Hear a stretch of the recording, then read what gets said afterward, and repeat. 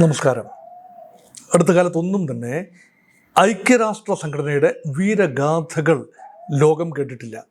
ഏതെങ്കിലും ഒരു conflict situation വരുമ്പോൾ ഒട്ടകപ്പക്ഷി മണലിൽ തലപൂഴ്ത്തി നിൽക്കുന്നത് പോലെ നിൽക്കുകയോ അല്ല എങ്കിൽ ദുർബലമായ ശബ്ദം പുറപ്പെടുവിക്കുകയോ ചെയ്യുന്ന ഐക്യരാഷ്ട്ര സംഘടനയും അതിൻ്റെ നിലപാടുകളോടോ പ്രസ്താവനകളോടോ മുഖം തിരിഞ്ഞു നിൽക്കുന്ന ലോകരാഷ്ട്രങ്ങളെയും കണ്ടു. നമ്മൾ ഇസ്രയേലിൻ്റെ കാര്യത്തിൽ അത് കണ്ടതാണ്. ഇസ്രയേലിനെ ശാസിക്കുന്ന ഐക്യരാഷ്ട്ര സംഘടനാ പ്രമേയങ്ങൾക്ക് പുല്ല് വില പോലും കൊടുക്കാതെ ഇസ്രയേൽ പ്രതികരിക്കുന്നത് കണ്ടു.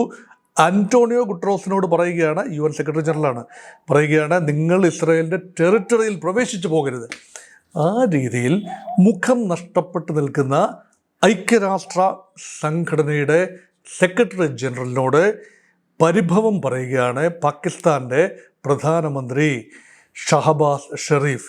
അതും പാതിരാത്രി വിളിച്ചുണർത്തിയാണ്. അല്ലെങ്കിൽ പാകിസ്ഥാൻ സമയം അർദ്ധരാത്രി 2 മണിക്കാണ്, കഴിഞ്ഞ രാത്രിയിൽ 2 മണി സമയത്താണ് റിപ്പോർട്ടുകൾ ഉണ്ടാകുന്നത്.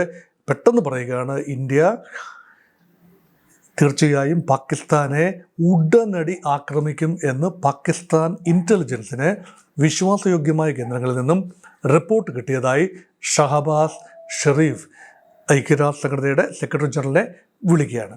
സെക്രട്ടറി ജനറൽ ഇന്ത്യയുടെ വിദേശകാര്യ മന്ത്രിയുമായും അതുപോലെ ഷഹബാസ് ഷെരീഫുമായും കഴിഞ്ഞ മണിക്കൂറുകളിൽ വിശദമായ കൂടിയാലോചനകൾ നടത്തി എന്ന റിപ്പോർട്ടുകളാണ് വെളിയിൽ വരുന്നത്. അതേക്കുറിച്ചുള്ള വിശകലനം ഞാൻ ഈ വീഡിയോയുടെ ഇതിവൃത്തമായി കരുതുകയാണ്. അതുമാത്രമല്ല, അതോടൊപ്പം തന്നെ ചേർത്ത് വായിക്കേണ്ട 2 പ്രസ്താവനകൾ, രണ്ടും വന്നത് പാകിസ്ഥാൻ്റെ ഭരണകൂടത്തിൻ്റെ പ്രധാനപ്പെട്ട 2 മന്ത്രിമാരാണ്. ഒന്ന് ഡിഫൻസ് മിനിസ്റ്റർ ഖ്വാജ മുഹമ്മദ് അസീഫ്. അദ്ദേഹം റോയിറ്റേഴ്സിന് നൽകിയ ഒരു അഭിമുഖത്തിൽ പറയുന്നു, ഇന്ത്യ വിൽ അറ്റാക്ക് സൂൺ. ഞങ്ങൾക്കറിയാം, തീർച്ചയായിട്ടും അറിയാം, ഉടനടി ഇന്ത്യ അറ്റാക്ക് ചെയ്യും. അങ്ങനെ ചെയ്താൽ ഞങ്ങൾ സ്വന്തം സുരക്ഷയ്ക്ക് വേണ്ടി പൂർണ്ണമായി പാകിസ്ഥാൻ തകരുന്ന അന്തരീക്ഷം ഉണ്ടാകാതിരിക്കാൻ വേണ്ടി ആണവ പോർമുനകൾ ഉപയോഗിക്കും. അപ്പോൾ ഇതൊരു പാനിക് റിയാക്ഷനാണ്. ആണവായുധത്തെക്കുറിച്ചൊക്കെ പറയുന്നത് ഒരു പാനിക് റിയാക്ഷനാണ്. നോക്കൂ, ഇന്ത്യയുടെ നേതൃത്വം ആണവമെന്ന വാക്ക് ഇതുവരെ വേണ്ടിയിട്ടില്ല. ഒരാഴ്ചയാകുന്നു പഹൽഗാം ആക്രമണത്തിൻ്റെ ഒരാഴ്ച തികയുമ്പോഴും ഇന്ത്യയുടെ പ്രധാനമന്ത്രിയോ സൈനിക മേധാവിയോ ഞങ്ങൾക്ക് ഇത്ര ആണവായുധങ്ങളുണ്ട് എന്ന് വമ്പ് പറഞ്ഞിട്ടില്ല. അത് വേണ്ടി വന്നാൽ ഉപയോഗിക്കുമെന്ന് പറഞ്ഞിട്ടില്ല. പാകിസ്ഥാനെ ചുട്ടരിക്കുമെന്ന് പറഞ്ഞിട്ടില്ല. ശക്തമായ മറുപടി കൊടുക്കും എന്നാണ് പറഞ്ഞിട്ടുള്ളത്. അത് ഭീകരർക്ക് തീർച്ചയായും മറുപടി കൊടുക്കും. പാകിസ്ഥാൻ സൈന്യം ഇതിന് പിന്നിൽ പ്രവർത്തിച്ച എല്ലാവർക്കും, അത് ISI ആകട്ടെ, പാകിസ്ഥാൻ സൈന്യമാകട്ടെ, മറ്റ് ഭീകര ഗ്രൂപ്പുകളാകട്ടെ, എല്ലാം മറുപടി കൊടുക്കുമെന്നാണ് പറഞ്ഞത്. അല്ലാതെ തൊട്ടതിനും പിടിച്ചതിനുമെല്ലാം ആണവം എന്ന വാക്ക് ഇന്ത്യ പറഞ്ഞിട്ടില്ല എന്നുകൂടി ഓർപ്പിക്കണം. അത് രണ്ടാമത്തെ ആൾ. അപ്പോൾ ഷഹബാസ് ഷെരീഫിൻ്റെ പരിവേദനം, അതോടൊപ്പം തന്നെ ഡിഫൻസ് മിനിസ്റ്റർ ഖ്വാജ മുഹമ്മദ് ആസിഫിൻ്റെ രോദനം, അതിന് പുറമെയാണ് അത്തൗള ധരാർ. അദ്ദേഹം ഇൻഫർമേഷൻ ആൻഡ് ബ്രോഡ്കാസ്റ്റിംഗ്, വാർത്താവിനിമയ പ്രക്ഷേപണ വകുപ്പ് മന്ത്രിയാണ്. അദ്ദേഹവും പറയുന്നത് 24 മണിക്കൂറിനും 36 മണിക്കൂറിനും ഇടയിൽ. അപ്പോൾ ഈ റിപ്പോർട്ട് തയ്യാറാക്കുന്ന സമയത്ത് ഏതാനും മണിക്കൂറുകൾ കഴിഞ്ഞുപോയി. അപ്പോൾ അതായത് ഇനിയുള്ള 24 മണിക്കൂറിനുള്ളിൽ ഇമ്മിനൻ്റായി ആക്രമണം നടന്നിരിക്കുമെന്ന് തറപ്പിച്ച് പറയുകയാണ്. ഇന്ത്യ പാകിസ്ഥാനെ ആക്രമിക്കുന്നുവെങ്കിൽ അത് ഉടനടി ആക്രമിക്കും. ഇതിൻ്റെ എല്ലാം അടിസ്ഥാനം, കഴിഞ്ഞ ദിവസം പ്രധാനമന്ത്രിയുടെ നേതൃത്വത്തിൽ ക്യാബിനറ്റ് പ്രധാനപ്പെട്ട സേനാ തലവന്മാരെ, കമ്പൈൻഡ് ഡിഫൻസ് ഫോഴ്സിൻ്റെ ചീഫ് കണ്ടു. അതുപോലെ സൈനിക തലവന്മാരെ, കരസേന, വ്യോമസേന, നാവികസേന തലവന്മാരെ കണ്ടു, രാജ്നാഥ് സിംഗിൻ്റെ കൂടി സാന്നിധ്യത്തിൽ. ഇതെല്ലാം പാകിസ്ഥാന് ലഭിക്കുന്ന സൂചനകളാണ്. കൃത്യമായി ഇന്ത്യ ഒന്നും വിട്ട് പറഞ്ഞിട്ടില്ല. India is playing cards very close to the chest. പക്ഷേ പാകിസ്ഥാൻ ഇവിടെ നിന്നോ വിവരം കിട്ടുന്നു എന്നാണ് പറയുന്നത്. ഇതൊരു ഫിയർ സൈക്കോസിസിൽ സംഭവിക്കുന്ന കാര്യങ്ങൾ മാത്രമാണ്. അതുകൊണ്ടാണ് പാകിസ്ഥാൻ പറയുന്നത് ഐക്യരാഷ്ട്ര സംഘടന ഇടപെടണം. ഐക്യരാഷ്ട്ര സംഘടനയുടെ ഭാഗത്ത് നിന്ന് എങ്ങനെയുള്ള ഇടപെടൽ ഉണ്ടാകണം? പാകിസ്ഥാൻ പറയുന്നത് there should be an international commission to investigate Pahalgam episode. ഇതാണ് പാകിസ്ഥാൻ്റെ നിലപാട്. നോക്കൂ, ഇവിടെയാണ് ആ ഒരു ട്വിസ്റ്റ് ഉള്ളത്. പാകിസ്ഥാൻ വിക്ടിം കാർഡ് കളിക്കുന്നു. ഞങ്ങൾ അറിഞ്ഞില്ല. ആദ്യം പാകിസ്ഥാൻ പറഞ്ഞു ഞങ്ങളാണ് ഇത് ചെയ്തത്. പാകിസ്ഥാനല്ല, ISIയുടെ ഇപ്പോഴത്തെ രൂപം, ഇന്ത്യയിലെ ഓപ്പറേഷൻസിൻ്റെ രൂപം, കാശ്മീരിലെ ഓപ്പറേഷൻസിൻ്റെ രൂപം ദി റെസിസ്റ്റൻസ് ഫ്രണ്ട് പറഞ്ഞു ഞങ്ങളാണ് ഏറ്റെടുത്തതെന്ന്. 4 ദിവസത്തിനുള്ളിൽ അവർ പറഞ്ഞു അങ്ങനെ ഒരു കാര്യം ഞങ്ങൾ അറിഞ്ഞിട്ടേ ഇല്ല, ഇത് ഇന്ത്യയുടെ സേനാ വിഭാഗങ്ങൾ പടച്ചുവിട്ട മിസ് ഇൻഫർമേഷൻ ക്യാമ്പയിൻ ആണെന്ന് പറഞ്ഞുകൊണ്ട് തിരുത്തുന്നു. കാരണം ഇതൊരു അബദ്ധമായി എന്ന തിരിച്ചറിവിൽ നിന്നുകൊണ്ടാണ് ആ തിരുത്തലുണ്ടാകുന്നത്. അതോടൊപ്പം തന്നെ പാകിസ്ഥാൻ്റെ ISI പറയുന്നു ഞങ്ങൾക്കിതിനകത്ത് യാതൊരു ഇൻവോൾവ്മെൻറ്റും ഇല്ല. ഇനി ലഷ്കർ-ഇ-തോയ്ബ എന്ന മാതൃസംഘടന, ഈ ദി റെസിസ്റ്റൻസ് ഫ്രണ്ടിൻ്റെ മാതൃസംഘടനയായ ലഷ്കർ-ഇ-തോയ്ബ പറയുന്നു ഞങ്ങൾ അങ്ങനെ ഒരു ആക്രമണമേ നടത്തിയിട്ടില്ല. ഡിഫൻസ് മിനിസ്റ്റർ പറയുന്നു, പാകിസ്ഥാൻ ഡിഫൻസ് മിനിസ്റ്റർ പറയുന്നു ഇപ്പോൾ ഇങ്ങനെ ലഷ്കർ-ഇ-തോയ്ബ പോലും ഇപ്പോൾ ആ രൂപത്തിൽ നിലവിലില്ല. ഇല്ലാത്തൊരു സംഘടനയ്ക്ക് എങ്ങനെയാണ് ആക്രമണം നടത്താൻ കഴിയുക?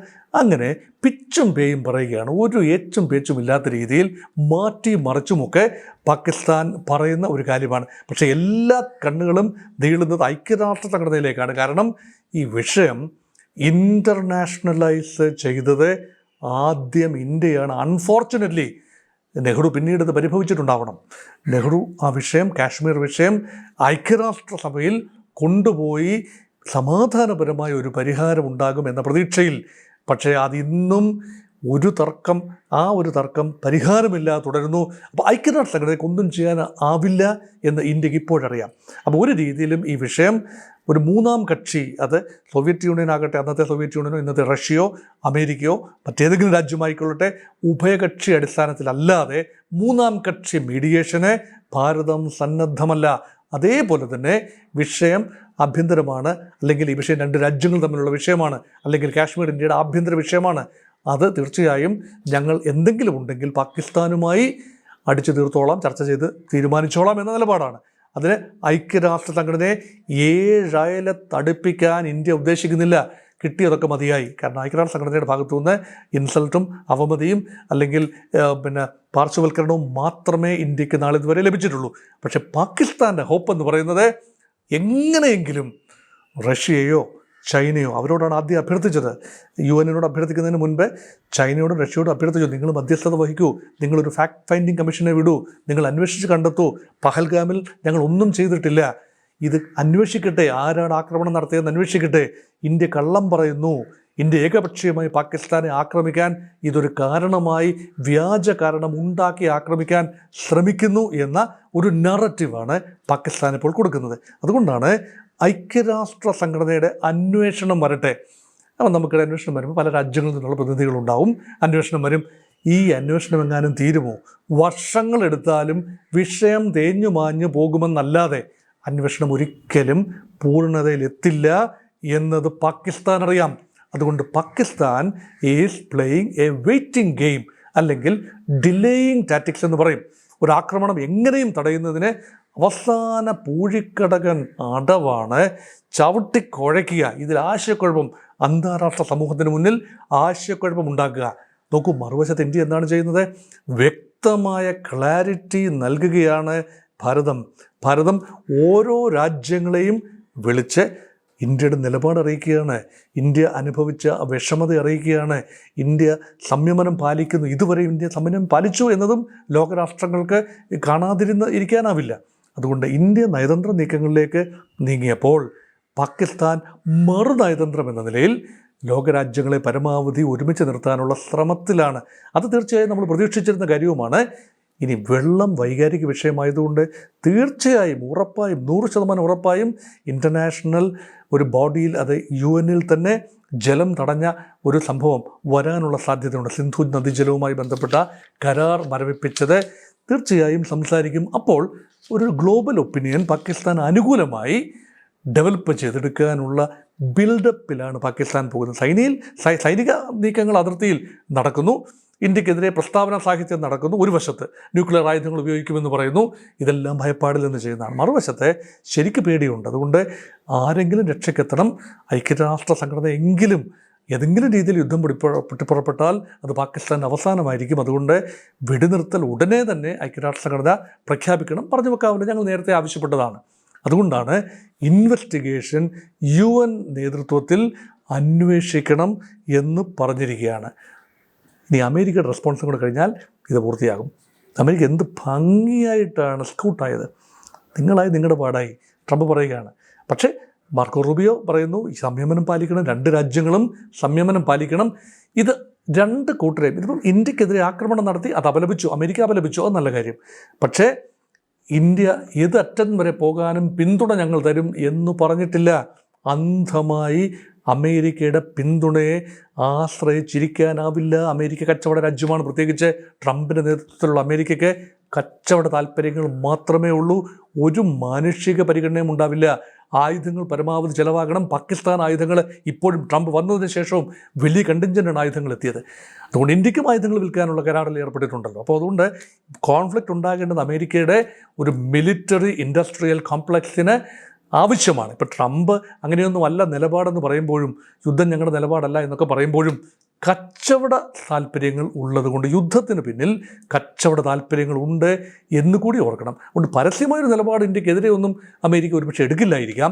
എങ്കിലും അമേരിക്ക ഇന്ത്യയുടെ രക്ഷയ്ക്കെത്തും, അല്ലെങ്കിൽ റഷ്യ പഴയതുപോലെ രക്ഷയ്ക്കെത്തും, ഓടിവരും എന്നൊന്നും വിചാരിക്കാനാവില്ല.